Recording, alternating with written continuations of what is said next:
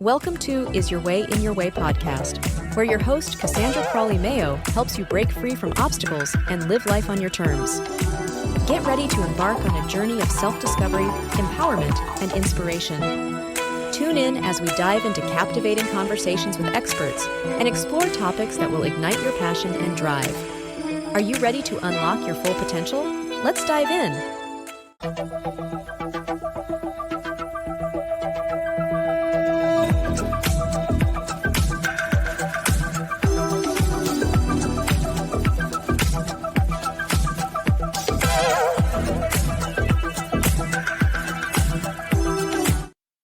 Good day out there to all of my listeners, and I'd like to welcome you to Is Your Way in Your Way podcast, and I'm your host. My name is Cassandra Crawley-Mayo, and for my new listeners out there, the name of my book is titled Is Your Way in Your Way. It's a self-discovery guide for women on how to restore yourself, learn from your experiences, and be your true self again. This podcast is also about individuals who are stuck, that you know that there's something calling your soul, but you just can't seem to get to it. It's kind of like the book I wrote. I've been wanting to write a book forever, but I just could not get to it. I couldn't write the book. I was stuck. Those individuals that want to be an entrepreneur, you want to be an author, you like to forgive somebody, you need to get out of a toxic relationship. It's just a gamut of things that you aren't able to let go. Also, in other words, you have what I call these self-imposed barriers that's preventing you from living your best life on your terms. And boy, do we have a topic today, topics related to giving you an opportunity to do some self-reflection. And the name of the topic is Do Not Give Up. And who better to talk about that topic is my special guest, Gina just one moment, listeners, Economopoulos. I want to keep saying it, Economopoulos. Only say her name once. Say it again, Gina. It's Economopoulos. Economopoulos. Okay. Yes. Well, welcome to Is Your Way in Your Way, Gina. And I am looking forward, and oh my goodness, my listeners cannot wait to hear about Do Not Give Up. How many times have we wanted to give up on something? Okay, now, before we delve into Gina's story, I want to tell you a little bit about her background so that you can get a tidbit of what she's about before we take our deep dive. Gina's journey is one of resilience and purpose. She was born as the seventh of 8 children in a warm Italian Greek family in Syosset, New York. Gina's path was shaped by love, faith, and a series of life-altering surgeries. A social science graduate with a background in both social work and bartending, she found herself on a profound spiritual journey after her mother's passing, spending 12 years in a convent before dedicating herself to caring for adults with disabilities. Now, Gina's also serving as an end-of-life doula, offering compassion and guidance to those in their final moments, grounded in her faith and the strength of her sobriety through Alcoholics Anonymous. Through life's highs and lows, from golf and pool to beach days, Gina walks her path with gratitude, service, and unwavering grace. She is the author of a #1 bestseller, Shake the Dust Off Your Feet and Walk. Wow, I'm just telling Gina before we got on, I love that title, and I will tell you all later as we get into our conversation why I love that title so much. As Gina will tell you why she came up with that title. So Gina, tell us a little bit about your backstory.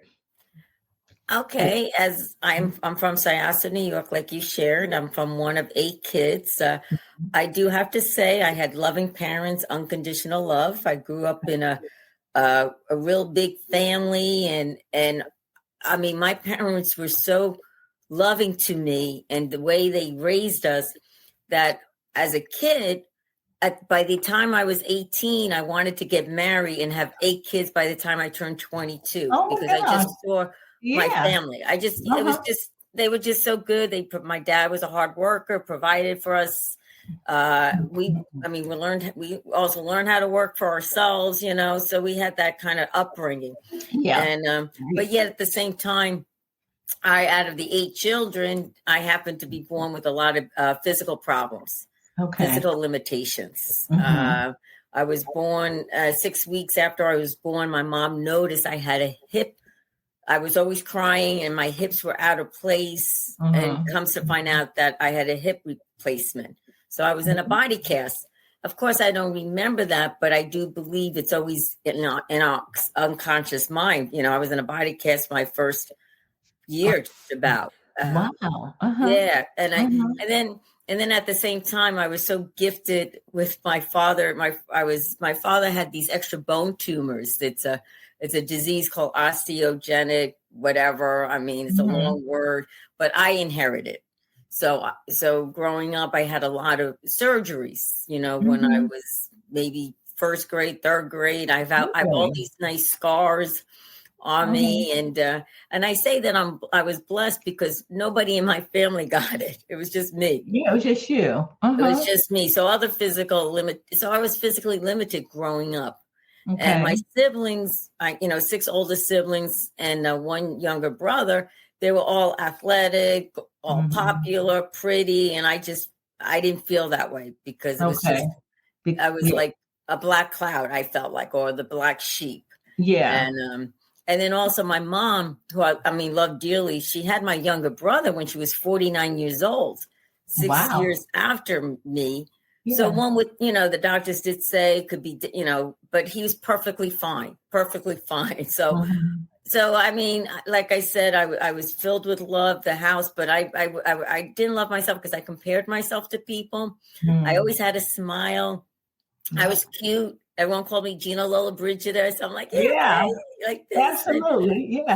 And I try to keep up with everyone, with whether I couldn't play sports, so I'd be a fan, a cheerleader, or I tried to fit into different groups, looking for that love and acceptance, not from my family, but from the, growing up in the 80s. That's where, I'm like, yeah, let's, I want to be popular. I want to be loved by my friends. Sure, and for some reason, I just felt like I was a unique person. I mean, for me, I was a unique individual. I didn't really like myself. I had a low self-esteem. I just was like insecure. Yeah. I felt I would feel inadequate. Like if I would wear something, I just felt so inadequate. And then, as time went on throughout my childhood, as well as going into high school and to college, that's where I went to alcohol. That's where I was drinking because I was drinking to run away. I didn't want to, not that I was stuck. I was a runawayer. I didn't want to be stuck. So, to numb the pain because there was such pain inside me without realizing it. But then I figured every kid goes through this, but I don't know. I'm not sure. I don't know how it is, but that's what I had done. That was my solution is to, when I drink the alcohol, then I'm the life of the party. I'm this. Exactly. You're popular and popular and that's what I want. But yet it was sort of like hard because I had to keep, I kept drinking and I would wake up and I would be the same old Gina, that inside. Like really? It didn't go away. It didn't go away. Exactly. It didn't. There was like a soul sickness. I look back in hindsight. Today I look back. There was a soul sickness. There was an emptiness. There was, there was a child in there that was just covering herself up. The way the way I see it today. And then, and of course, in college, my dad, was very gracious, hardworking, put us all through college, all 8 of us. And we went away. I went away to school, went to Connecticut. I wanted to go to a small school to have fun. So that's why I wasn't going to no Ivy League school. I didn't want to study because it was hard for me. I just wanted to have fun. I wanted to drink and have fun. Okay.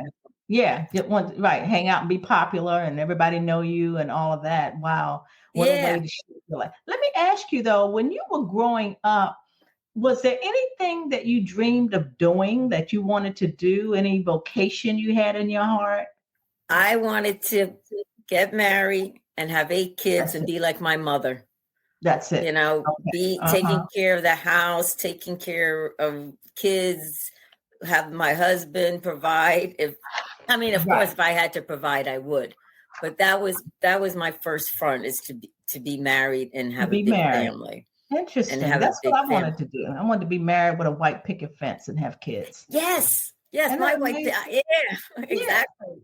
Yeah, and because also my oldest siblings, some of them are 10 years older, and I saw then that's what they did. So when they Right. went to college, they found the love of their life, and to this day, they're still married and they have kids and grandkids. And Yeah. so Yeah. when I went into college, I was like, okay, I want to find a man, but I wasn't, like I said, I was so insecure of myself. Like I would, sad to say, like I wouldn't have a man. It would be here and there, and it was just like I didn't like myself. I didn't really respect Right. myself. Mm-hmm.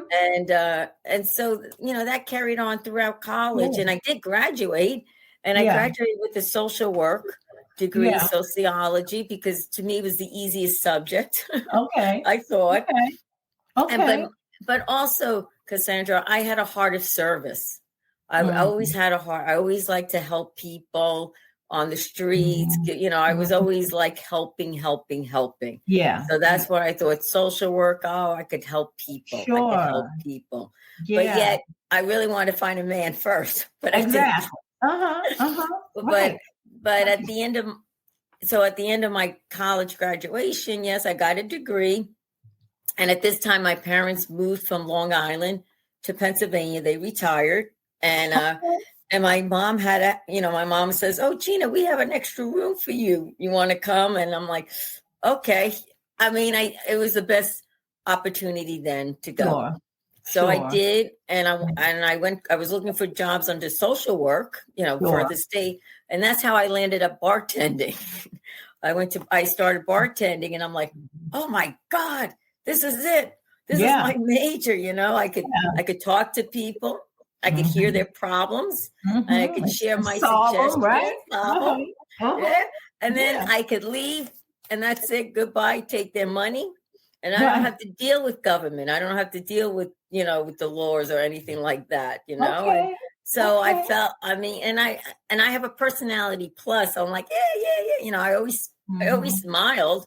And so, but at the same time, I was still searching. I know I was still searching. There was like that like poor whatever. And then I remember going into try to positive thinking.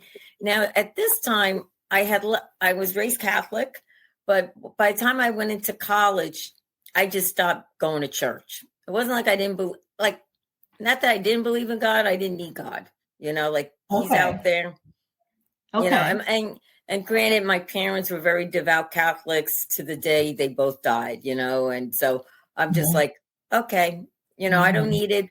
So, and my mother being under her roof, she didn't enforce going to church, but she says, oh, it'd be nice. You find a nice man. I'm like, no, I got to bartend.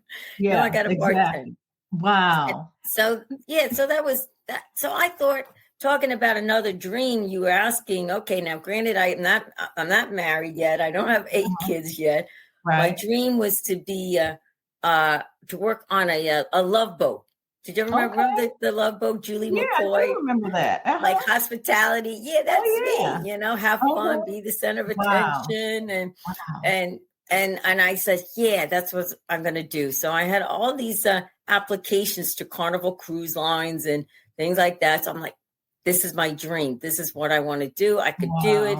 Because I'm a people pleaser. I'm a people person too, like that. And so, but during that time, my mother, who never gets sick, moms never get sick, but she went in for like a minor back surgery, and she came out, and the doctor said that she had bone cancer, terminally ill, and she had 4 to 6 months to live. And I'm like, what? What is that? What is that? And it happened in August. And the day that I remember to this day that when we were told this, the next day, my younger brother, Stephen, went off to college. So he left for his first year of going to college. He just graduated from high school. My other siblings are married and, have kids and out of, away or wherever. And so it was just my dad and me.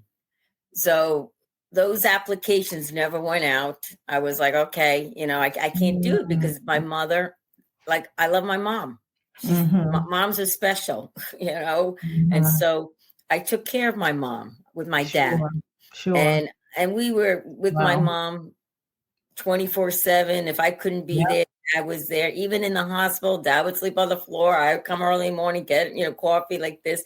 We never left my mom.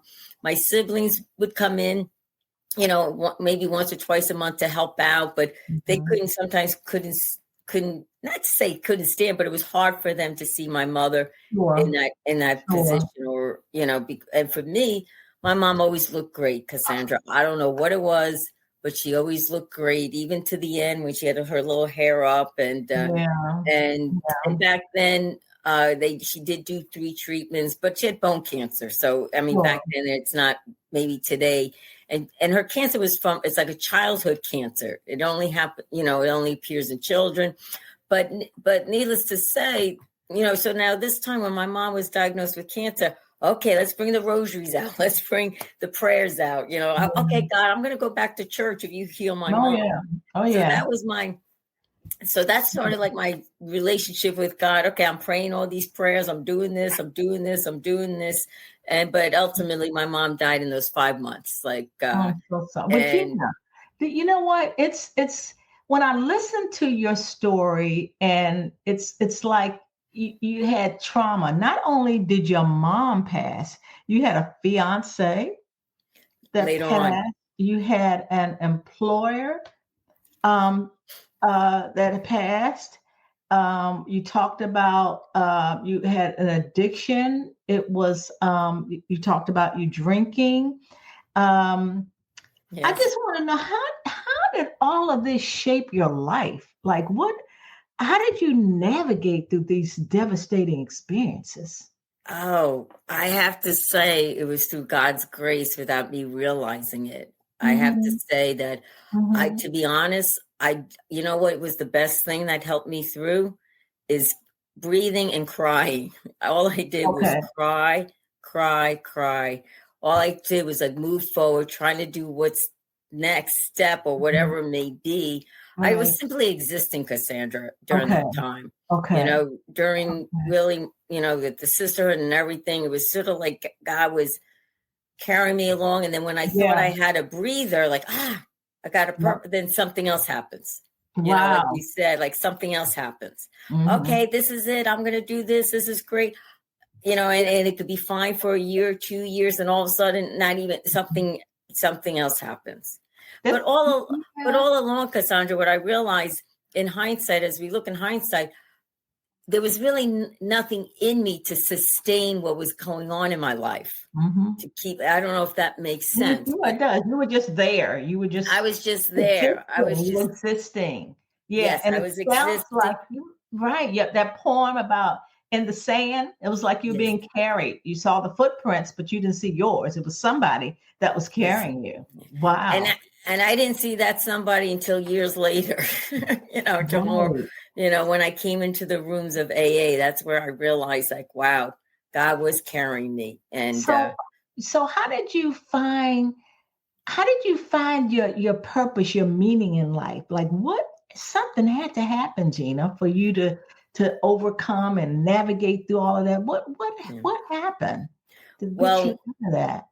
What happened is that, I had joined the convent. I was there for 12 years. I got kicked out. I had a lot of pain and suffering in that. And that's where I shook the dust off my feet and walked. It wasn't a happy ending of leaving. I left. Excuse me. So you went to the convent after your mom and all this devastation, and you felt that doing that would help. Yes. Okay. After my mom died, I came back to the Catholic roots, and then I thought I became a nun, my vocation. Right. I joined a convent. I thought that was my whole life. I made final vows. Yeah. So I was married to the church, married to God, and married to the community, married to the people, because we worked with the poor. For 12 years now. 12 years. I did that for 12 years. And then 12 at the end of the end of the last 2 years, there was a lot of hardship, a lot of suffering, and a lot of pain that happened as a sister. I felt rejected. I felt betrayed. I was isolated. I was sent away. Yes, it was a pain that, and at this point, I'm thinking to myself, but God, how could this happen to me? I'm in a religious community. Yeah. I was so confused because everybody loved me as a sister. I was a famous, well-known sister back then.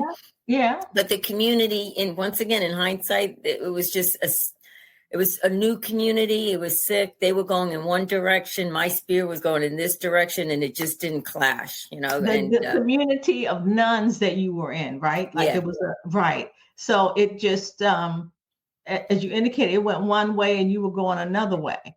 Yeah. Right? So you knew, it sounded like you knew this wasn't working for you, right? It sounded like that. Yes, I do have to say, during my time as a nun, like maybe my 6th year in, I would present it I didn't feel right. I didn't, because I was full of fear, full of pain. Things were just going on. I was just being hurt. And I was like, oh, this is not meant for me. So I would talk to my director and as well as another priest, and they kept saying, oh, no, you belong here. You belong here. And I'm like, and I'm thinking that's the word of God. Okay, I guess I'm meant to suffer. That's how because it continued. And then it came to a point where they said, you don't belong here anymore. Like I had gone through so much. It was just a real ugly scene. It was a very ugly scene that I see God allowed it. And I thank God today that I did go through it because I did persevere. I mean, there was a point where I was stuck, and there was a point where I could have easily left. It's like a marriage, a marriage you could just easily leave, I could have easily left, but I knew if I left, I don't know where I would be today. Right. I didn't know where, because I went to get the help that they told me to get, and I went for therapy. I went all this, and I did everything that they asked me to do. And at the end they said, well, you don't belong here anymore. So, let's depart our ways. And I was in my 40s, and I was like, oh my God, what do I do now? Yeah. What did you do? Well, I went to go live with those men with disabilities. I was living with adults with disabilities, Down syndrome, autistic. And that's where it was a transition time because, in the convent, I didn't live a worldly life. We lived a very austere life, habit, sleeping on the floor, no TV, none of this. So I was sort of like, what do I do? How do I use a phone? Anything like that. So I lived in this it was a transition time where I lived with men with disabilities as well as women. And all I did was they loved me. They just loved me. Like I was so dead at this point, but they loved me. Right. And then I needed. Right? That's exactly what I needed, and I learned a lot and everything. So, okay, now what am I going to do now? 2 years I did that. And I said, you know what? I want to do what Gina wants to do, And what Gina wanted to do, this is another thing. What Gina wanted to do is go to the beach and live by the beach. So that's where I ended up here at the Jersey Shore. I'm like, yes, I'm at the beach, because, growing up in New York, I grew up with the beach. And then Gina did not want to serve anyone. She didn't want to go into service because I was just so overwhelmed. And so I just didn't want to do it. So I decided to go back to bartending. So I went back to bartending. Okay. So living amongst individuals with disabilities, you got to a point where you realized that wasn't it either for you. No. Okay. No. All right. And meanwhile, they thought it was, or they would want it to be, because wherever I go, Cassandra, they all love me. You know what I mean? It's like, oh yeah, you'd be great for here, Sure. But yet, as much as I love them, but it was like, you know what? It's not for me. It's not for me. So I just wanted to kind of live a normal life. Like up until then, I didn't. I didn't. And to me, my normal life is get like a 9-to-5 job, whatever, like this. But I ended up getting bartending because I didn't have any really jobs before that. Right. I was a bartender, a sister, and now I'm a bartender. So I'm like, okay, I'll just get my feet wet. See taste of the world, or whatever it may be. And I'm back in the alcohol scene. Okay. And then were you still drinking then? Yes and no. Not Okay. as I was like I was Okay. trying not to drink. But I wasn't as much drinking as I was years Sure. before that. Okay. And Okay. but I like to drink, so I was always there. Sure. I did drink, but I didn't think I had a problem. But anyhow, Yeah. Danny came in and we talked, and a gentleman. And we just talk, and we went out on a date, and I was Okay. like, oh, maybe this is it, my first relationship, Sure. like maybe, okay, granted, I won't have 8 kids, but maybe I'll get that white picket fence. Yeah. And, but it turns out that he was an alcoholic. It came, I didn't realize that. And he was active. So I'm like, okay, and he encouraged me to go to Al-Anon, which is a 12-step program for families. So Yeah. I did. And, but he was the problem. I wasn't. And, but then I come to find out in Al-Anon that, yes, I was part of a problem too, and I also came into Al-Anon because in Al-Anon, you hear people sharing their experience with families that were in addiction, growing up, whatever. Yeah. And my eyes opened up and I said, oh my God, that's how I experienced in the convent without them picking up a drink. There's manipulation, there's fear, there's like, let's hide this. Yeah. Nobody needs to say it, I mean, they weren't drinkers, the sisters. I was. In hindsight, I was the drinker, but I just felt like that dynamic, and understanding. Okay. So it's time. Yeah. So let me ask you. So let's move forward a bit. Okay. It was something that got you to where you are today. Yes. Okay. What in the world was that?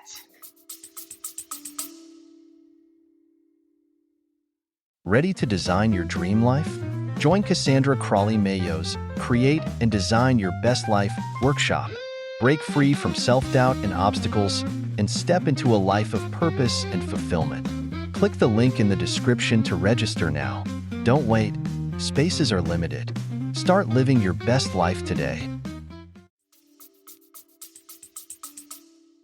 Well, Danny, he ultimately died from this disease. I found him dead a month before our wedding day. And that was a moment that I was shocked. Sure. I was not even existing. I was dead, dead zombie. Yeah. And that happened in Indiana. I came back. Then I don't really remember those because I was in such pain and such grief. And at this point, I'm angry with God because I'm like, I don't understand this. Like, here I am. And so I got to a point, Cassandra, where after Danny's death and coming back to the Jersey Shore and realizing, because his mom died too, Danny's mom died too in this accident. I mean, it was just trauma, PTSD. One thing after another.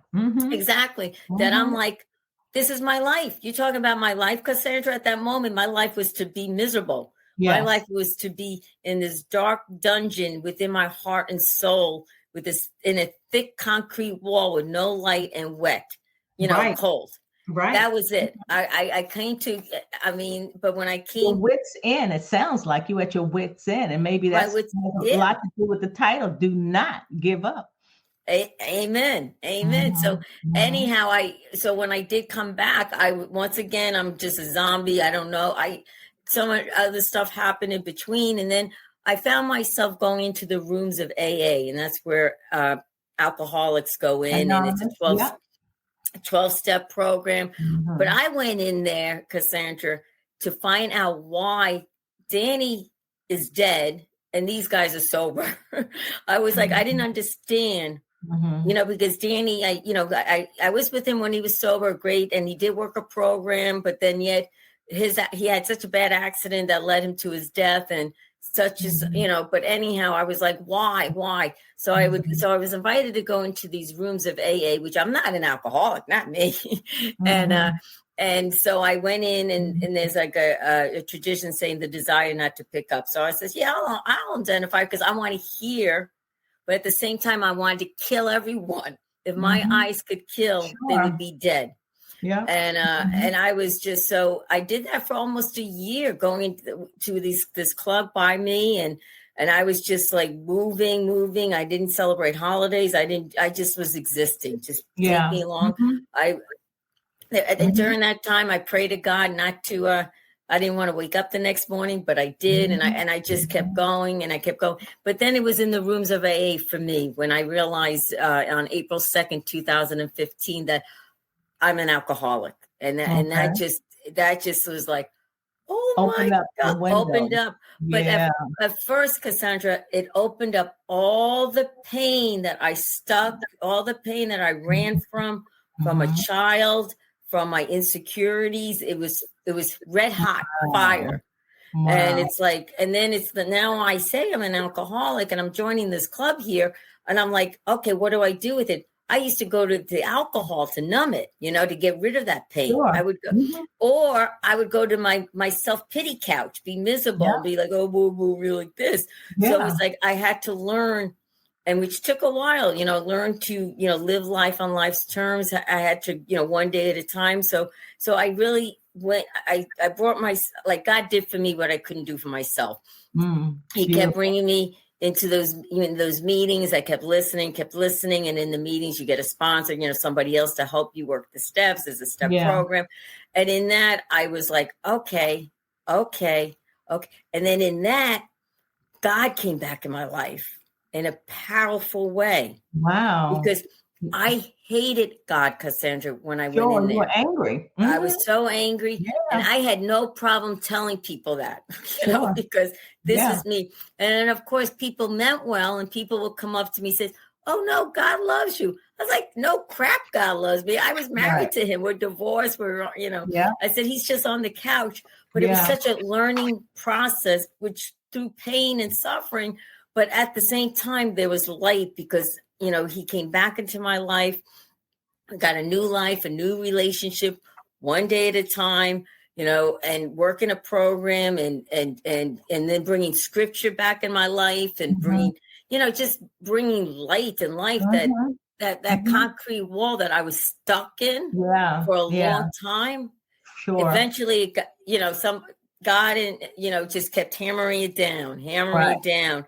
And then there were moments it was like, oh my God, there is light. Yeah. Oh my God, Cassandra, I can be happy. Yeah, that's a blessing. God, I can accept. Yeah. Oh no, at first you want to sabotage. It's like, no, I don't deserve this. No, I can. Wow. I can. So AA was a blessing. Yes. I mean, yes, just by being and also confessing to yourself, I'm an alcoholic. Yes. And also, I need help. Yes. And then God's like, I think she's ready now. So let me enter in her and show her who I really am. And what a blessing that you came back into the fold. And then from that point on, you started writing. You started writing with the book, the title of the book that I just loved, Shake the Dust Off Your Feet and Walk. And the reason that resonated with me, as I shared in the beginning, before we even got on this podcast, when I was in relationships and they didn't work out. And I was like, okay, how am I going to let go of this? What am I going to do? And I felt the Spirit tell me that just shake the dust off your feet and move on. And that thing right there resonated with me so much. And that helped me shake the dust and move on. So what is your story and why did you select that title? Well, when I left the convent, my spiritual director, as I had to give up everything, which was another hard thing. Like I had to give up my habit. I had to give up my identity as a sister. I mean, I was there for 12 years. And so he had said this one day where I handed everything in, he says, prior to that, he says, just meditate on that scripture, shake the dust off your feet and walk, because that's what Jesus had sent his disciples. If they don't like you, shake the dust off, just move on. And so, and it just happened an opportunity when I did, take off my habit, put on a prairie skirt, whatever. I was on the floor where the chapel is in the convent where I was saying my goodbyes. Nobody was there. I go into the chapel, I shake the dust and I said, this is for you, Jesus. And that's where I walked. And then, as I, like you said, I started writing this when Danny died. It was all pain.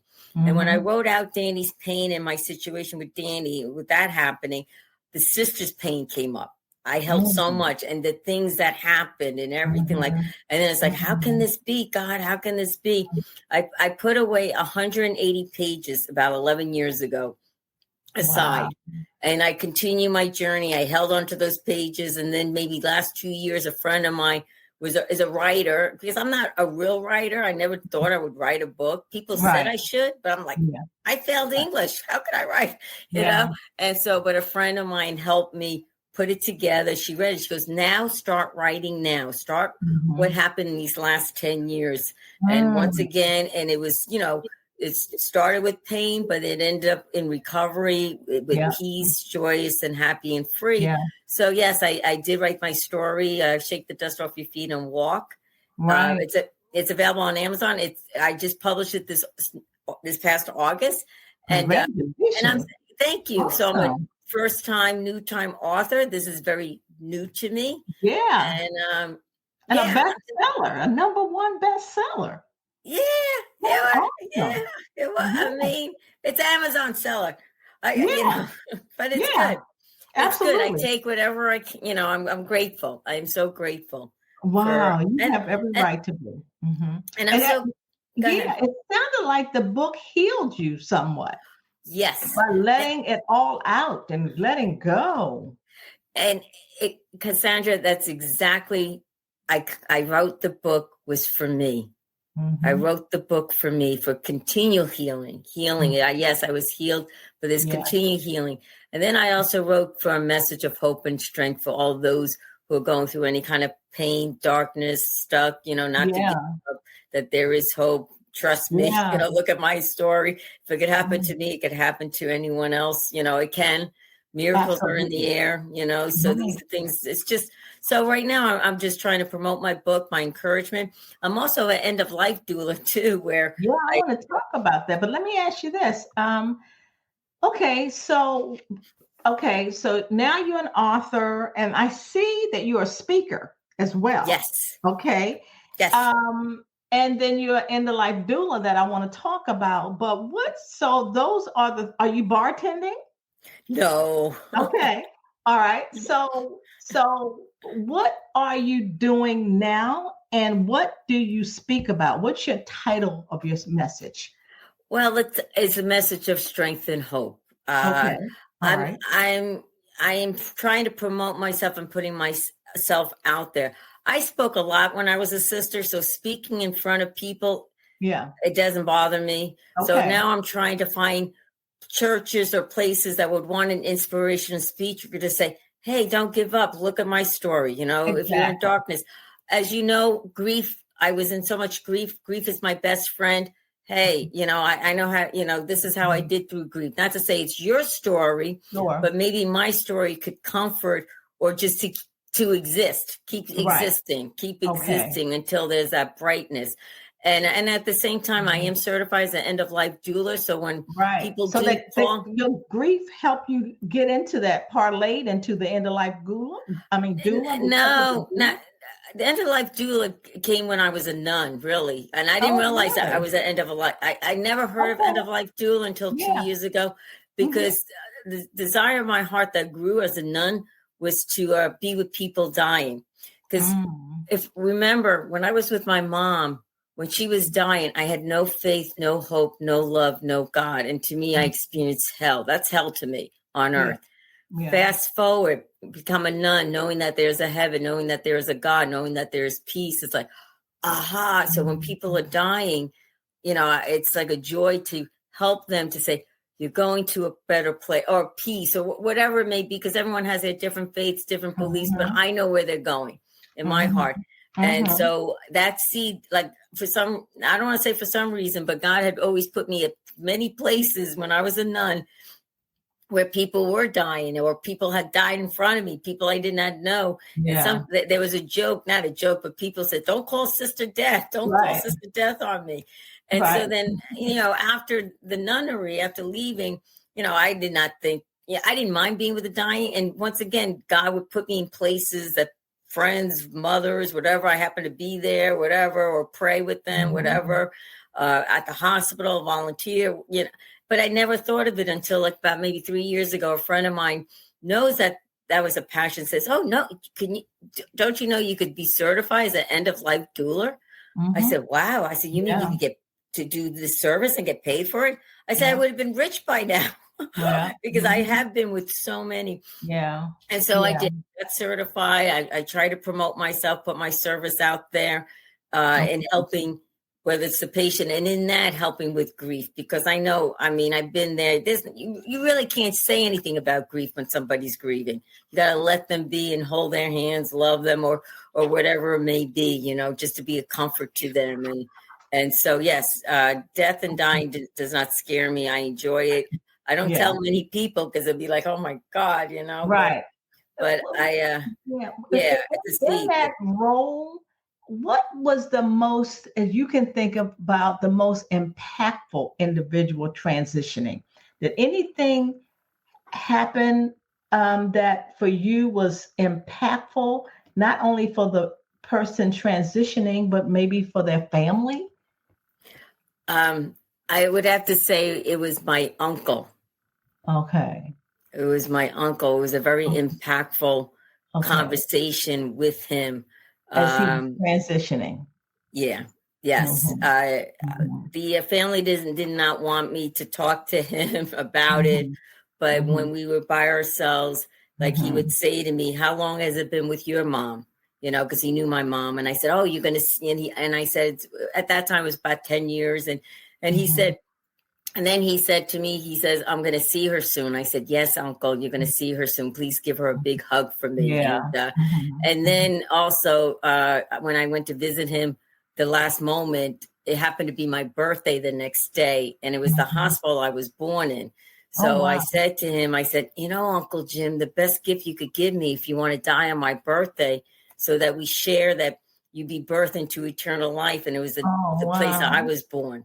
Yeah. And sure enough, he took my word and he died the next morning with his son. Yeah, my cousin's hands. And I happened to get there right afterwards. So I was able to pray with him, you know, even granted, you know, his body was still warm, but it was, to me, that was a gift. And that was the most, you know, helping someone, you know, transition from this life to the next. And wow. So, you have some kind of story, I tell you. I want you to inspire my listeners, which you have, to confront their struggles with grace and resilience, and so that they can emerge on the other side. I mean, you've and many of us have been through so much. And God didn't say life was going to be easy, by no means. So we know that. So my thing is getting through it. Like you said, do not give up, because you were at a point in your life you really wanted to give up, you know, like, yeah. And now you're like, look, what I've been through, what I've done, don't give up. And then I wanted to say to somebody, and we didn't talk about our ages or anything, but what would you tell, and perhaps this can be part of the confronting the listeners that are struggling, what would you tell somebody that's, I would say 40 years old, looking back over your life? What would you tell somebody that's in their 40s going to their 50s? Wow, the fabulous 40s. Well, I would tell all the listeners that are listening now, if you're struggling, yes, our theme is do not give up, but also to remember you're not alone. You are not alone, because there are so many people like you, like me, has gone through it, whether you know it or not. And the best thing that what I did was, honestly, I cried all the time. I shared all the time. I told strangers about what was going on, and just breathing and just pushing forward. And there's no right way and there's no wrong way. That there is a power within us. Yes. You know, my power is God. I call God, but some of the listeners may, whatever power is in you, that's not you.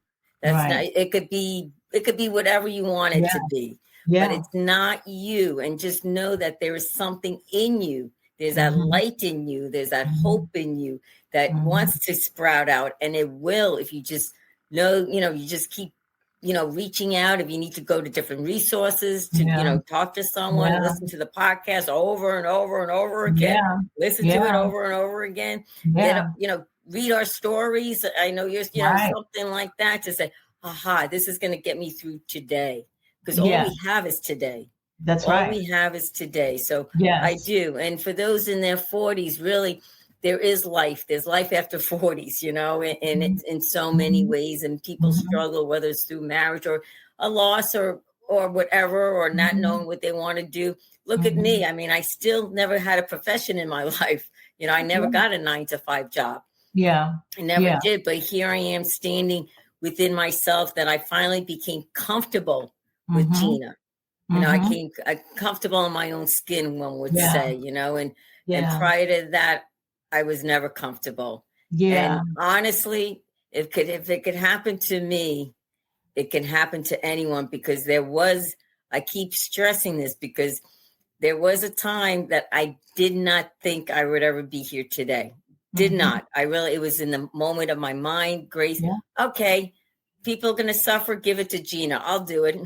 I'll suffer. I'll take that one on you. I'll take that one on you. Yeah. And not to say that suffering goes away once you're in the light. It's just now, you deal with life on life's terms, however your tools are, whatever you are, whether it's a prayer, whether it's listening to Cassandra's podcast, whether it's, going to church or going outside and breathing in the fresh air.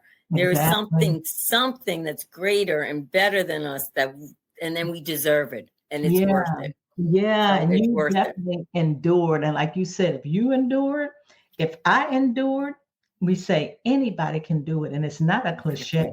And I love it when you said you are not alone, because what you're going through, somebody else is going through it, either worse, So Gina, I just want to thank you so much for your time, your transparency. Just shedding what you have been through. That doesn't mean that's who you are. That's just what you've been through. And I appreciate you being a blessing to my listeners. And I will also share, like you indicated, your listeners, get the support you need. It is out there. And like you said, you can listen to Do Not Give Up podcast over and over and over again as much as you need it, because as long as you are here, God has something for you to do. And if you're not sure, ask him. And if you open, he will reveal it to you. That I know for a fact. So Gina, I just want to thank you again. I'm grateful for the individuals that influenced you on this journey, because I know that we cannot do this thing by ourselves. And I thank you for all the work you're doing and the speaking. And I encourage the listeners to get that book, Shake the Dust Off Your Feet. Yes. Gina, how can they, my listeners, get in touch with you? Yes, I do have a website called GinaEcon.com. Okay. And my book is available on Amazon, but if you go on my website, there is a link to the Amazon. Sure. So that's where I am right now, promoting my book and things like that.